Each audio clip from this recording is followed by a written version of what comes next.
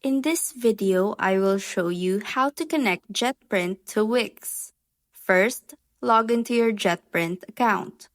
Then, open a new tab and type in Order Desk.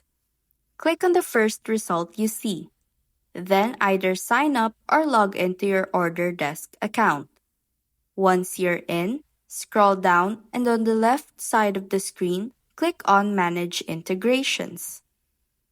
In the search bar, type WIX. Then click Enable and choose Connect to WIX. Wait a moment, then click Setup. After that, click Connect to WIX again. Now select the JetPrint products you want, agree to the terms, and click Add. Finally, click Install App. And that's it. Your JetPrint is now connected to WIX. And that's how you connect JetPrint to WIX.